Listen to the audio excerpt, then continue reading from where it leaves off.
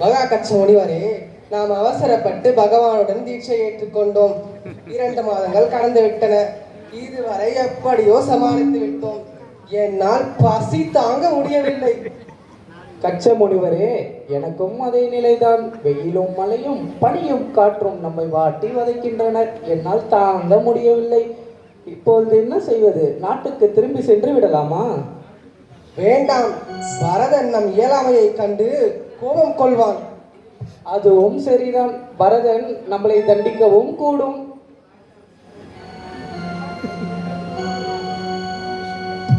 இப்பொழுது வனதேவதைகள் வருகை தர இருக்கிறார்கள்.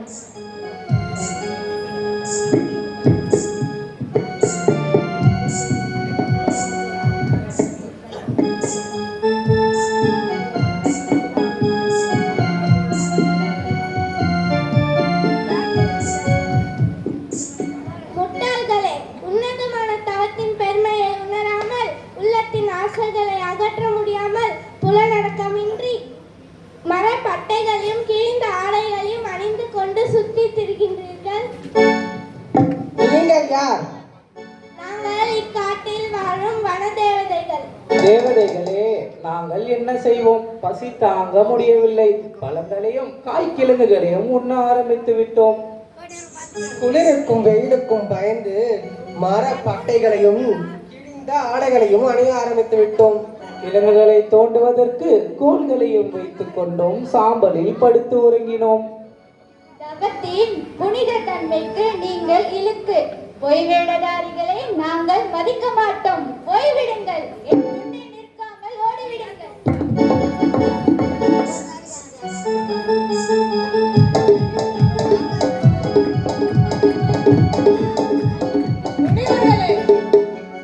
எங்கே ஓடுகிறீர்கள்? முனிவரே, எங்களை வனதேவதைகள் விரட்டுகின்றனர். பயப்படாதீர்கள். நான் யார் தெரியுமா? ஓ, நன்றாக தெரியுமே. ஒரு காலத்தில், அதாவது 2 மாதத்திற்கு முன்பு பரத மாமன்னரின் மகன் மரிசிக்குமாரன். ஆனால் இப்போது தவத்தை முடிக்க முடியாமல் தவிக்கும் 2000 முனிவர்களில் நீங்களும் ஒருவர். நானே நீ உங்களுக்கு தலைவனாக இருந்து புதியதொரு தவமுறையை பகுத்து அளிக்கிறேன். நான் வகுக்கும் முறை மிகவும் சுலபமானதாகவே இருக்கும். அப்படியா? நான் வகுக்கும் முறைக்கு சாங்கிய தந்திரம் என்று பெயரிட்டுள்ளேன். இம்முறையை கடைபிடிப்போர் அவ்வப்போது காய்கனிகளை உண்ணலாம், செவ்வாடைகளை அணிந்து கொள்ளலாம். வருங்காலத்தில் சாங்கிய தந்திரமே மிக பிரபலமாக இருக்கும். ஆனால் மரிச்சி முனிவரே, நம்மளை பொய் வேடதாரிகள் போய் பாசாண்டிகளும் என்று கூற மாட்டார்களா? அதை பற்றி கவலை வேண்டாம். போக போக நாள் ஆக ஆக எல்லாம் சரியாகிவிடும். நம்மை பின்பற்றுவோரே பிற்காலத்தில் அதிகம் இருப்பார்கள். அதுவும் சரிதான். எப்படியோ காட்டில் காலம் போனால் சரி.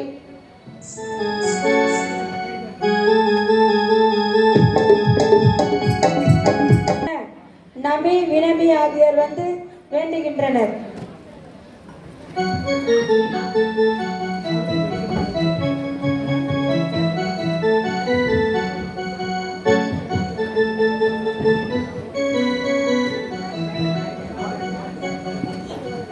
பாஸ்கர், பாஸ்கர்,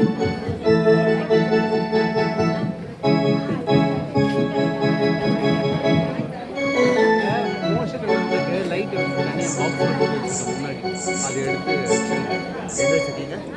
டேபிள் மாதிரி அது மோஷன் இல்லை. லாஸ்ட் லைட் என்ன லைட்டு இப்போ இல்லை, கொஞ்ச நேரம்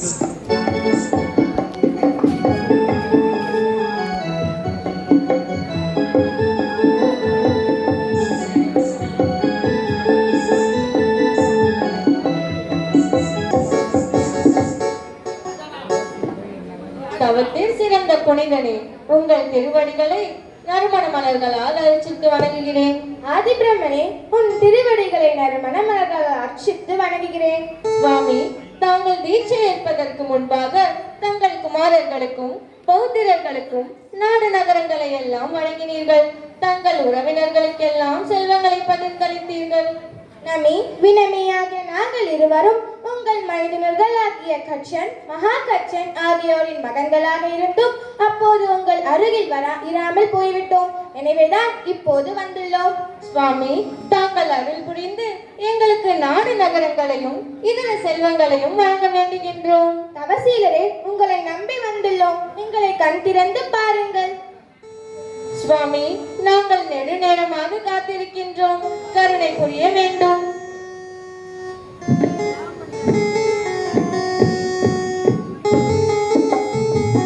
இப்பொழுது அங்கே தனநேந்திரன் வருகிறேன்.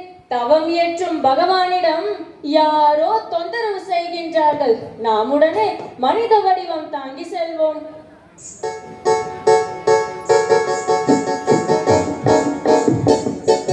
சுவாமி, தாங்கள் எத்தனை இடையூறுகள் வந்தாலும் சற்றும் தளராது அசையாத மலை போல் நின்று நீங்காத தவம் புரிகின்றீர்கள். ஆனால் பாவம், இந்த பெருமை உணராத இந்த மானிடர்களோ உங்களிடம் வந்து எதையோ வேண்டுகின்றனர். ஐயா, தாங்கள் யார்? இதோ பார், நான் யார் என்பதை நீ பிறகு தெரிந்து கொள்ளலாம். நீங்கள் இருவரும் இப்போது செய்து கொண்டிருக்கின்ற தவற்றை சுட்டி காட்டவே நான் இங்கு வந்துள்ளேன். நாங்கள் தவறு செய்கின்றோமா?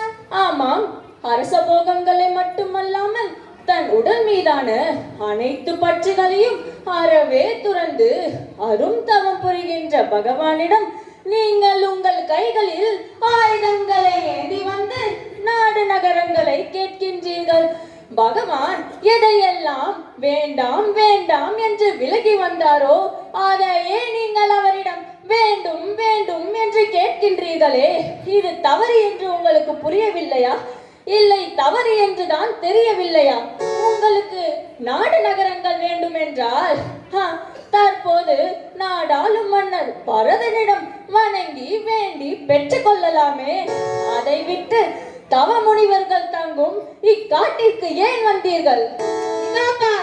எதை எங்கு கேட்க வேண்டும் என்று எங்களுக்கு தெரியும். உன் புத்திமதி எங்களுக்கு தேவையே இல்லை. ஆமாம், உலக தலைவரிடம் தான் நாங்கள் முறையிடுவோமே தவிர பரதனாகிய சாதாரண மன்னர்களிடம் நாங்கள் கை கட்டி நிற்க மாட்டோம்.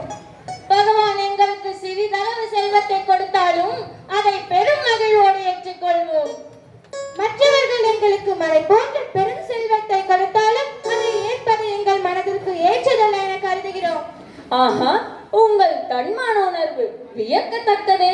நான் யார் என்று கேட்டீர்கள் அல்லவா? நான் நாகலோகத்தில் வசிக்கின்றேன். பக்தர்களாகிய உங்கள் இருவருக்கும் வேண்டிய செல்வங்களை வழங்குமாறு பகவான் என்னிடம் கட்டளை விடுத்துள்ளார். உங்கள் மனநிலையை சோதிக்கவே இதுவரை உங்களிடம் உரையாடினேன். அப்படியா? உண்மையாகவா? ஆமாம், உண்மைதான். உங்கள் இருவரையும் வித்யாதர லோகத்திற்கு அழைத்து சென்று தேவையான நாடு நகரங்களை வழங்க போகின்றேன். உங்களை அழைத்து செல்வதற்காகவே ஒரு தனி விமானத்தையே கொண்டு வந்துள்ளேன். உலகத்திற்கா? ஆமாம், வாருங்கள். நமி, வினமி, நாம் மூவரும் பகவானை வணங்கி புறப்படுவோம். வாருங்கள். மன்னர்களே, இவர்கள் இருவரையும் உங்கள் தலைவர்களாக ஏற்று இவர்கள் விரும்புவதை செய்யுங்கள். நமி, வினமி, வாருங்கள். ஏற்ற இருக்கையில் அமருங்கள். நமிக்குமாரருக்கு 50 நகரங்கள் அடங்கிய தென் மண்டலத்தை அளிக்கின்றேன். வினமிக்குமாரருக்கோ 60 நகரங்கள் அடங்கிய வடமண்டலத்தை அளிக்கின்றேன். நீங்கள் இருவரும் உங்கள் பகுதிகளுக்கு அரசராக ஆட்சி புரியுங்கள். இப்போது பாடற்கலைகளையும் பாம்பு பற்றிய கலைகளையும் நான் உங்களுக்கு கற்பிக்கின்றேன். ஐயா, எங்கள் விருப்பத்தை நிறைவேற்றிய தங்களுக்கு மனமார்ந்த நன்றிகள். ஆஹா, உங்கள் மகிழ்ச்சியே என் மகிழ்ச்சி. நான் நாகலோகம் புறப்படுகின்றேன். மிக்க மகிழ்ச்சி, சென்று வாருங்கள். காலம் உண்ணான் நோன்புடன் உயரிய தவமேற்றினார். தியானத்திலிருந்து நீங்கி கண் விழித்த போதும் பகவானுக்கு பசி உணர்வே ஏற்படவில்லை. ஆனாலும் முனிவர்கள் ஆகாரம் இருக்கும் முறையையும் இல்லத்தார் ஆகார தானம் அளிக்கும் முறையையும் உணர்த்த வேண்டி பகவான் கிராமம், புறம், கேடகம் முதலிய பல இடங்களில் எழுந்துள்ளனர். பகவான் பாதங்களில் மக்கள் விழுந்து வணங்கினர். சிலர் பகவானுக்கு யானைகளையும் குதிரைகளையும் காணிக்கையாக தந்தனர். சிலர் ஆடை ஆபரணங்கள் முத்து ரத்தனம் முதலான வகையும் கொண்டு வந்தனர். சிலர் தங்கள் கன்னி பெண்களை அலங்காரம் செய்து அழைத்து வந்து காட்டினர். அந்தோ பாவம், பகவானை வெற்றி எல்லாம் துறந்தவர் என்பதை அவர்கள் உணரவில்லை. சிலர் பல வகையான உணவுப் பொருட்களையும் பானங்களையும் கொண்டு வந்து வைத்து அவற்றை ஏற்குமாறு வேண்டினார். ஆனால் யாருக்குமே முறைப்படி ஆகாரதானம் அளிக்கும் வகை தெரியவில்லை. எனவே பகவான் மீண்டும் கானங்கள் சென்று 6 மாத காலம் தன் உண்ணாம் விரதத்தை தொடர்ந்தனர். அந்நாளில் சரிவத்த சித்தியில் தன் தேவன் என்பவன் அகமித்திரனாக பிறந்து தன் தேவ ஆயுள் மீது அல்சினாபுரத்து ஆண்டு மன்னர் சோமபுரனுக்கு ஸ்ரீயான் குமாரன் என்னும் தம்பியாக பிறந்தான். ஸ்ரீயான் குமாரன் ஆனால் தூங்குவதில் கனவென்று கண்டான் என்று.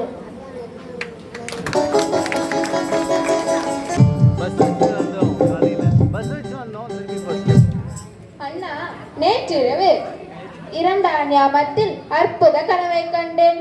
அதற்கான பலன்களை தாங்கள் கூற வேண்டுகிறேன். சியோன் குமாரா, நீ அற்புத கனவு கண்டாயா? அப்படியானால் நமது அரண்மனை புரோகிதரை கூப்பிட்டு கனவுக்கான பலன்களை கேட்போம். கனவுக்கான பலன்களை சொல்வதில் அவரே வல்லவர். இப்பொழுது புரோகிதர் வருகை தருகிறார். புரோகிதர் எவ்வளவு பெரிய ஆளுநர். வணக்கம். வருக புரோகிதரே, உங்களை அழைக்கத்தான் நாங்கள் எண்ணினோம். நேற்றிரவு கனவை கண்டேன். அதற்கான பலன்களை தாங்கள் தான் கூற வேண்டும். அப்படியா? கூறுகிறேன். என் கனவில் மகாமேரு, கற்பகத்தரு, சிங்கம், எருது, சூரியன், சந்திரன், கடல் ஆகியவைகளையும் 80 மங்கள பொருட்களை ஏந்தி நிற்கும் தேவதைகளையும் கண்டேன். பெருமைக்கும் மகிழ்ச்சிக்கும் உரிய கனவுகளை தான் கண்டுள்ளீர்கள். மகா மேருவை கண்டதால் மேருமலை மீது தேவர்களால் ஜன்மாபிஷேகம் செய்யும் மூவுலகநாதனாகிய பகவான் ரிஷப சுவாமி நம் நகருக்கு எழுந்தருள்வார். அப்படியா? மிக்க மகிழ்ச்சி. அப்படி என்றால் மற்ற கனவுகள்? அவை பகவானுடைய பெருங்குண சிறப்புகளை உணர்த்துகின்றன. பகவானின் விஜயத்தால் தாங்கள் பெறத்தறிய பெருமை பெறுவீர்கள் என்பதையே மங்கள பொருட்களை ஏந்தி நிற்கும் தேவதைகள் உணர்த்துகின்றன. ஆகா, பகவானின் திருவிஜயம் நம்ம எல்லோருக்கும் பெரும் மகிழ்ச்சி தான். உங்கள் கனவு எனக்கும் பெரும் மகிழ்ச்சியை அளித்தது. நான் விடை பெற்றுக் கொள்கிறேன். குமார் அவர்கள் ரூபாய் 1000 வாழ்த்தி கொடுத்திருக்கிறார்கள். மிக்க நன்றி. முதலூர் திருமதி காஞ்சனா அவர்களும் இந்த நாடகத்தினை பாராட்டி ரூபாய் 1000 வழங்கியிருக்கிறார்கள். அவர்களுக்கு மிக்க நன்றி.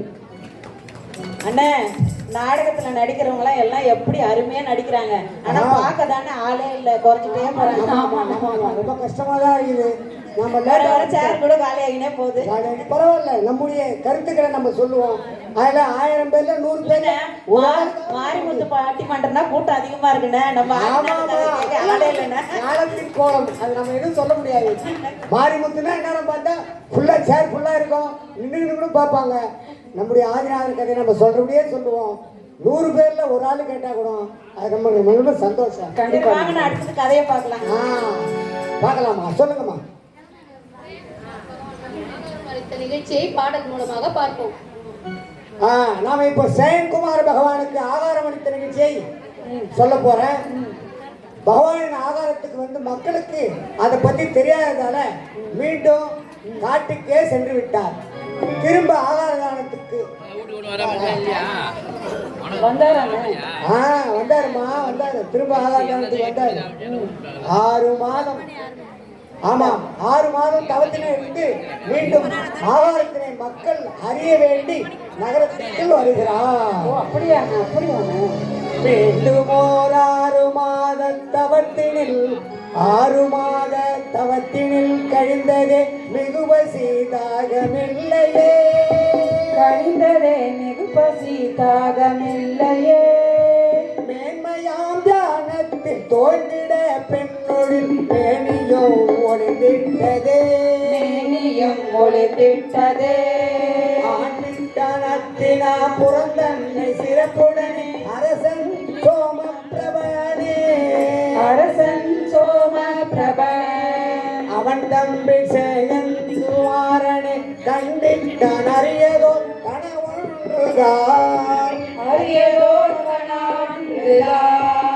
தோன்றிட்ட கணபலனை புரோகிதன் விளக்கினான் துறவி நீ வருவாயென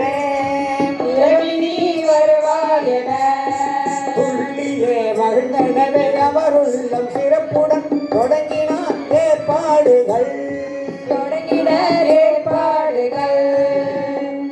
சேயன்குமார் கனவு கண்டாரா? நமக்கெல்லாம் ஏன்னா இப்படி எல்லாம் கனவு வர மாட்டேங்குது. என்னம்மா நீங்க அவங்கெல்லாம் எப்பேற்பட்ட ஆளுங்க, பெரிய பெரிய அரசர்கள், அவங்க முற்பொழிகளை செய்த புண்ணிய பலனால் அவங்களுக்கெல்லாம் கிடைக்கிறது இந்த வாய்ப்பு. அப்ப நாமளும் எப்போதும் பகவானோட குணங்களை சிந்தித்தா புண்ணியம் கிடைக்குமான்னு? சரியான கேள்வி. நிச்சயமா கிடைக்குமா, புண்ணியம் கண்டிப்பா கிடைக்கும். கடைசியில நீ புண்ணியத்தையும் விட்டாதான் பகவானா ஆக முடியும்.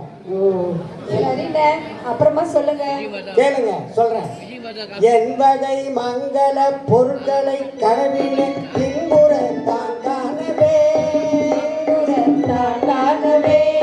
எண்ணிலாவு வகையில் மிதக்குமே இறைவனின் வரவு நோக்கினார்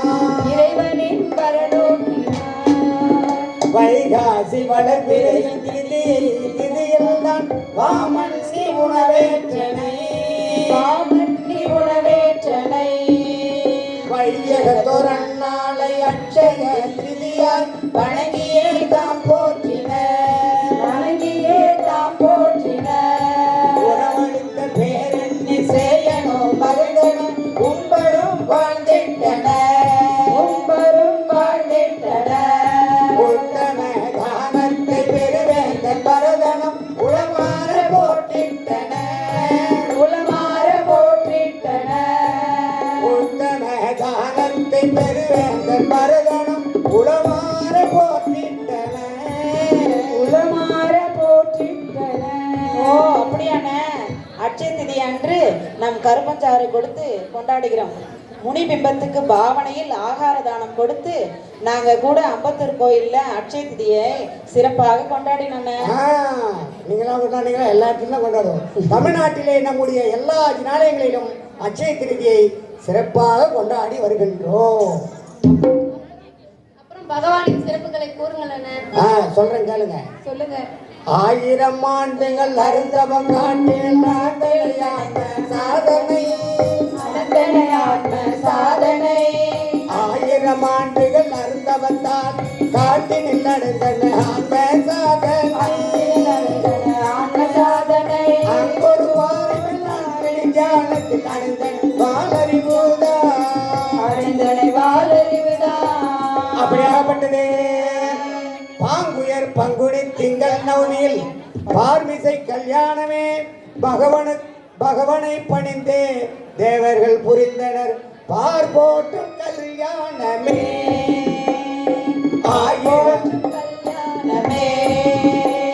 பாங்குயர் பங்குனி திங்களின் நவமியில் பார்மிசை கல்யாணமே பகவனை பணிந்தே தேவர்கள் புரிந்தனர் பார்போற்றும் கல்யாணமே அங்க சொல்லுங்கண்ணே. உத்தம பவ்யர் உயிர்களும் 4 வகை தேவர்களும் பகவானின் அமுதென்னும் மறுவுரை கேட்டனரே. தேவர் அனைவரும் அறுவரை அமுதுள்ளனரே. ஆமாம் ஆமாம். தொடர்ந்து சொல்லுங்களேன், கேட்கிறோம். கேளுங்க. இப்படியாக தாங்கிய காட்சியும் ஞானமும் முடிவில்லா தடைவில்லா சுகம் வீரியம் முதலிய சிறப்புகளை அடைந்து முழு ஞானம் பெற்ற பகவானுக்கு தேவலக்கான கல்யாணத்தை சிறப்பாக தேவர்கள் நடத்தி முடித்தனர். பகவான் அமர்ந்து அறவுரை ஆற்றுவதற்கான சமவசரண மண்டபத்தை தேவர்கள் அமைத்தனர். சமவசரண மண்டபமா? சொல்றமா, கேளுங்க. பன்னிரு யோஜனை நீளமும் மகளும் பாங்குடை வட்ட வடிவம் பன்னிரு யோசனை நாளமும் பாங்குடை வட்ட வடிவம் படுங்கினானது அறவுரை மண்டபம் படிகளோ 20,000 தன்னடி மறைய சிங்காசனத்தின் மேல் அமர்ந்தான் தாமரை மலர் தொடாமலே தாமரை மலர் தொடாமலே அண்ணலை அறமொழி பொழிந்தனை தத்து அமுதன செவி பாய்ந்தே அமுதன செவி பாய்ந்தே அகிம்சையாயர முறைத்த சுவாமியார் நாதனே அடிமையார முறைத்த சுவாமி ஆதிநாதனே அறிவனை அடி போற்றினோ அறிவனை அடி போற்றினோ அடிமையாமர முறைத்த சுவாமியே ஆதிநாதனே அடி போற்றினோ போற்றினோ. அண்ணே சமோசரண மண்டபத்திற்கு ஏறி செல்ல 20,000 படிக்கட்டுகளான. ஆமா ஆமா ஆமா 20,000. பகவானின் அறத்தையும் கேளுங்க, முக்தி பாதைக்கு வழி தேடுங்க. சொல்லுங்க. கேளுங்க. மானிடரும் தேவரும் மற்றங்க விலங்கினும் மறந்திடும் சமவ சரணம் மகிழ்ந்திடும் சமவ சரணம் மண்ணியதம் உயிர் பொருள் சிறப்பினை மாற்றினு மாதவன் சீரித்தனை மாதவன் நீரித்தனை இறப்புத்தான் ஒரு நாளில் எவ்வுயிரும் நிச்சயம் இதை மறப்பதால் கேளுங்கள் இதை மறப்பதால் கேளுங்கள் இறப்புத்தான் ஒரு நாளில் கைவிட்டு போய்கையும் இம்மறையில் கொண்டே நிலை இன்னுயிர் கொண்டே நிலை எல்லாமே ஒரு நாளில் கைவிட்டு போயிடும் இன்னுயிர் ஒன்றே நிலை இன்னுயிர் ஒன்றே நிலை. இவ்வாறாக பகவான் 12 கணங்கள் சூழ நாட்டின் பல பாகங்களும் விஜயம் செய்து அறவுரையாற்றி அருளினார். அதாகப்பட்டது உலகில் உள்ள பொருட்கள் 6, 7 தத்துவங்கள், இவற்றை நீ அறிந்திடுவாய். நற்காட்சி, நல்ஞானம், நல்லொழுக்கம் ஆகிய மும்மணிகளை ஏற்று மனித கதியில் மட்டுமே அடையக்கூடிய முக்தியை அடைய நீ வழி தேடுவாய் என்றெல்லாம் பகவானின் அறவுரையை கேட்டு பவ்ய வீரர்கள் பேரானந்தம் அடைந்தனர். இப்படியாக பகவானுக்கு 84 கணதர்களும் பகவானின் அறவுரையை தெளிவாக நமக்கு எடுத்து உரைத்தனர். நன்றாக புரிந்தது. அப்புறம் என்ன? அடுத்ததா நாம இப்ப காட்சிகளை மேடையில பார்க்க போறோம். வாங்க கீழே இறங்கி போலாம், நமக்கு வேலை இல்லை. மேடையை விட்டு கீழே இறங்கி செல்வோமே, மேடையை விட்டு கீழே இறங்கி செல்வோமே. புகழ் பாரத மன்னருக்கு தலைமை அமைச்சரின் பணிவான வணக்கம். தாங்கள் வெற்றிகரமாக தாங்கள் சிறப்பாக திக்விஜயத்தை முடித்து நெடுங்காலமாக சிறப்பாக ஆட்சி நடத்துவதால் தேவர்களும் வித்யாதரர்களும் நகர மக்களும் தங்களை இக்கால மன்னு என்றும் சக்கரவர்த்தி என்றும் ராஜராஜன் என்றும் ஷட் கண்டாதிபதி என்றும் போற்றி புகழ்கின்றனர். வஜ்ராயுதம் போன்ற 64 வகையான திவ்ய லட்சணங்கள் பொருந்திய தங்க நிறமான தங்களின் திருமேனியின் பேரனை கண்டு பம் நாட்டு அரசர்கள் மட்டுமின்றி தேவர்களும் வித்யாதாரர்களும் வியந்து போற்றுகின்றனர். அது மட்டுமல்ல, அயோத்தி பேரரசில் 32,000 முடிமன்னர்களும் 32,000 முடிமன்னர்கள் நமக்கு கப்பம் கட்டி வருகின்றனர். 3.5 கோடி சுற்றத்தினரை தாங்கள் பெற்றுள்ளீர்கள். பசு மந்தைகள் பல கோடி, காமதேனுக்கள் 3 கோடி, 72,000 நகரங்களும் பல கோடி கிராமங்களும் நம் ஆட்சிக்கு உட்பட்டு உள்ளன. 9 வகையான பெரும் நீதிகளை பெற்று செல்வ சிறப்பில் சிறந்து விளங்கும் நமது நாடு என்பது பெருமை போடக்கூடிய விஷயம் தானே. உண்மைதான்.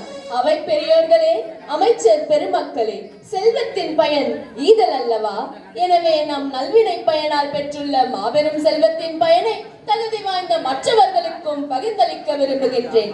எனவே தானம் பெற தகுதியானவர்களை கண்டறிய வேண்டும் என்பதே என் எண்ணம். தலைமை அமைச்சரே, நாம் செய்யும் தினபூஜைக்கு குடிமன்னர்கள் தங்கள் சுற்றத்தாருடனும் நாட்டு மக்களுடனும் அரண்மனை ஊழியர்களுடனும் வருமாறு அழைப்பு அனுப்புங்கள். உத்தரவு அரசே. அது மட்டும் அன்று, அன்றைய தினம் நமது அரண்மனையின் முற்றத்தை நன்கு மலர்ந்த பூக்களாலும் செந்நிற கனிகளாலும் நனைந்த முளைகளாலும் நெருக்கமாக பரப்பி நிரப்பி வையுங்கள். அவ்வாறே செய்வோம். தின பூஜைக்கான ஏற்பாடுகளை அனைத்தையும் சிறப்பாக செய்து முடியுங்கள். அருகதேவன் அடிமலர் பூஜைக்கான அனைத்து ஏற்பாடுகளையும் சிறப்பாக செய்வோம். இன்று இதோடு அவை கலையலாம்.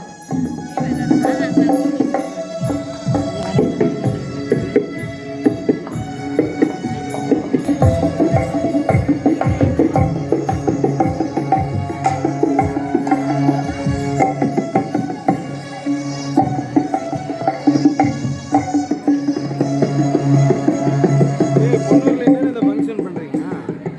பொன்னூர்ல இது கிடையாது. பாகுபலி. அது என்னைக்கு வரும்? அடுத்த செவ்வாய்.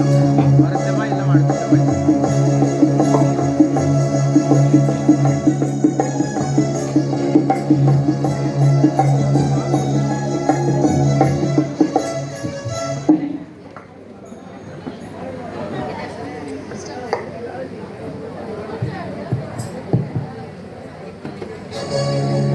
தங்கள் ஆணைக்கிணங்க நாங்கள் வந்துள்ளோம். எங்கள் உறவினரையும் நாட்டு மக்களையும் வெளியே நிறுத்தி வைத்துள்ளோம். வருக மன்னர் பெருமக்களே, வருக.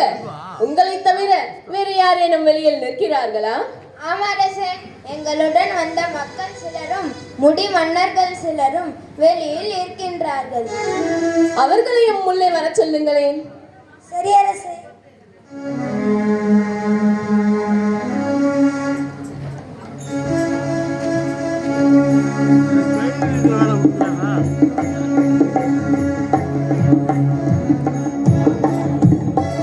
ராஜராஜனுக்கு பணிவான வணக்கம்.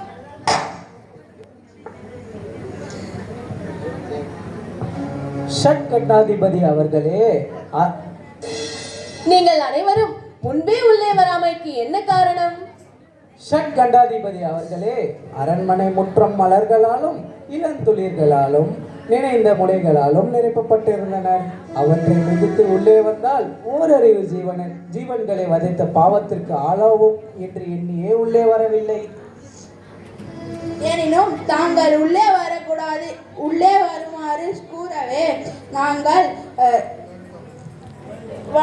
தலைவாசலில் உள்ளே வராமல் வேற வழியாக உள்ளே வந்துள்ளோம். நன்றே செய்து ஜனதர்மத்தின் தன்மையை நீங்களே நன்கு உணர்ந்து கொண்டுள்ளீர்கள். தானம் பெற தகுதியானவர்களும் நீங்களே. சக்கரவர்த்தியே, மன்னிக்க வேண்டும். நாங்கள் அறியாமல் தவறு செய்து விட்டோம். கொல்லாமையே தலையாய அறம் என்பதை அனைவரும் உணர்ந்து கொள்ள வேண்டும் என்பதற்காகவே இச்சோதனை. நீங்கள் போகலாம்.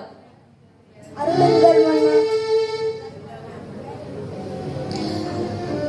சிற்றரசர்களே, சிற்றுயிருக்கும் சிறு துன்பமும் செய்தல் கூடாது என்று எண்ணுகின்ற உங்கள் உத்தம குணத்தை நான் பாராட்டுகின்றேன். பொன் பொருள் முதலான தானங்களை நான் உமக்கு அளிக்கின்றேன். அது மட்டுமன்று, பத்மம் எனும் நியதியால் பெறப்பட்ட பூநூல்களை உங்களுக்கு அணிவித்து கௌரவிக்கின்றேன். மிக்க நன்றி மாமன்னரே. அது மட்டுமன்று, 12 அங்கங்களில் 7வது அங்கத்தில் கூறப்பட்டுள்ள ஸ்ராவண ஒழுக்கமாகிய 6 கிரியைகளை பற்றியும் நான் உங்களுக்கு விளக்கமாக கூறுகின்றேன். நீங்கள் அனைவரும் அதை அனைத்தையும் கேட்டு தெரிந்து கொள்ள வேண்டும். அருளுங்கள் மன்னா. இச்சை என்பது ஜினபூஜை. ஜினபூஜை நித்யாச்சனம், சதுர்முகம், கல்பத்ருமம், ஆஷ்டானிகம் என 4 வகையாக கூறப்படுகின்றது. அரசே, நித்யார்ச்சனம் என்பதை விளக்கி கூறுங்கள். இது நித்திய அர்ச்சனை என்று பொருள்படும். அதாவது தினந்தோறும் ஜினாலயம்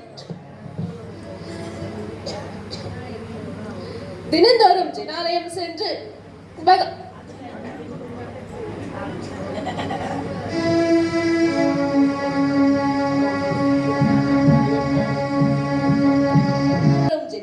சென்று ஜின பகவானை தரிசித்து வணங்கி வருவதே நித்தியார்ச்சனையாகும். சதுர்முகம் என்பது என்ன? இது பேரரசர்களால் செய்யப்படுவதாகும். இதனை சர்வதோபத்ரம் என்றும் அழைப்பர். கல்பத்ரூமம் என்றால் என்ன? மக்களின் விருப்பங்களை நிறைவேற்றுவதற்காக சக்கரவர்த்திகளால் செய்யப்படுவதே கல்பத்ருமம் எனப்படுகின்றது. ஆஸ்தானிகம் என்பது என்ன? மக்கள் அனைவரும் ஒன்று கூடி 8 தினங்களில் ஆடல் பாடல் முதலான நகைச்சுவைகளுடன் பகவானின் திருவீதி உலாவையும் பகவானின் அபிஷேகங்களையும் நன்றாக செய்து மகிழ்வதே அஷ்டானிகமாகும். 4 வகை பூஜைகளும் மக்களால் செய்யப்படுபவை. தேவேந்திரனால் செய்யப்படும் பூஜைக்கு ஐந்திரத்துவதம் என்று பெயர் அழைக்கப்படுகின்றது. இச்சை பற்றி விளக்கி கூறினீர்கள். இனி இரண்டாவது கர்மமாகிய வார்த்தை பற்றி கூறுங்கள். இல்லறத்தில் இருப்போர் பெரும் பாவங்களுக்கு இடமளிக்காத வகையில் 6 கர்மங்களையும் நேர்மையுடன் செய்ய வேண்டும் என்பதையே வார்த்தை எனப்படுகின்றது. தத்தி என்பது என்ன? தத்தி என்பது தானம் அருள்வதாகும். தானம் 4 வகையாக கூறப்படுகின்றது. தயாதானம், பாத்திரதானம், சமானதானம், அன்வயதானமாகும். தயாதானம் என்பது துன்பத்தில் வருந்தி துடிப்போருக்கு முடிந்தளவு ஆறுதலையும் முடிந்தளவு உதவிகளையும் செய்தலே ஆகும். பாத்திரதானம் என்பது தேவை இருப்போருக்கு பொன், பொருள், ஆகாரம், சாஸ்திரம் முதலானவற்றை கொடுப்பதே பாத்திரதானமாகும். சமானதானம் என்பது தமக்கு சமமானவர்களுக்கு வாகனம், பூமி, கன்னிகை முதலானவற்றை தானம் அளிப்பதே சமான தானமாகும். இறுதியாக கூறப்படுகின்ற அன்வய தானமானது நாம் கற்று வைத்த கலைகளையும் நாம் சேர்த்து வைத்த செல்வங்களையும் நமது அடுத்த சந்ததியர்களுக்கு கொடுப்பதே ஆகும். 4வதாக கூறப்படுகின்ற சுவாத்தியாயமானது நாம் கற்கக்கூடிய ஆகம நூல்களை கற்பதும் கற்பித்தலும் ஆகும். 5வதான சம்யமம் என்பது அனுவிரதங்களை ஏற்று நடத்தலாகும். 6வதாக கூறப்படக்கூடிய தவம் என்பது தவம் மேற்கொள்ளுதலும் செய்த தவறுகளுக்கு வருந்தி பிராய்ச்சித்தமேற்றலும் ஆகும். 6 கண்டங்களுக்கு அதிபதியான தாங்கள் எங்களுக்கு 6 கர்ம வினைகளை பற்றி கூறியதற்கு நன்றி அரசு. அது மட்டுமன்று, இந்த 6 கிரியைகளையும் முறையாக செய்யப்படக்கூடிய முறைகளையும் அது மட்டுமல்லாமல் பகவானின் திருவுருவத்தையும் முக்குடையையும் அமைத்து எவ்வாறு செய்ய வேண்டும் என்பதையும் நான் உமக்கு கற்றுத் தருகின்றேன். நீங்கள் அனைவரும் அதை தவறாமல் ஏற்று கடைபிடிக்க வேண்டும். சாவகர் கடமைகளையும் கிரியை முதலான வழிபாட்டு முறைகளையும் நன்று கூறிய உங்களுக்கு எங்கள் பணிவான நன்றியை தெரிவித்துக் கொள்கிறோம். உங்கள் உலகால் உலகோர் நற்பயன் அடைவர் என்பது உறுதி. நான் வணங்கி விடைபெற்றுக் கொள்கிறோம். நல்லது, அனைவரும் சென்று வாருங்கள். ஆழ்ந்த உறக்கத்தில் இருந்த போது 2ஆம் யாமத்தில் 16 வகையான கனவுகளை எல்லாம் கண்டேன். இக்கனவுகளால் என்ன தீமை விளையுமோ என்று எனக்கு புரியவில்லை. இக்கனவுகள் உடனே பலிக்காவிட்டாலும் பின்பு ஏதோ ஒரு காலத்தில் பலித்தமாகுமே. இதற்கான விளக்கத்தை நாம் பகவான் ஆதிநாத மூலமே தெரிந்து கொள்ள வேண்டும். பகவான் ரிஷபநாதரோ தற்போது கைலாய மலையில் சமவசரண மண்டபத்தில் தர்மோபதேசம் செய்து வருகின்றார். நாம் நமது பரிவாரங்கள் சூழ உடனே கைலாய மலைக்கு சென்று நான் கண்ட கனவுகளுக்கான பலன்களை தெரிந்து கொண்டே ஆக வேண்டும். ஆதிநாத பகவானே, இதோ உன் மலரடி தொழ புறப்பட்டு வருகின்றேன்.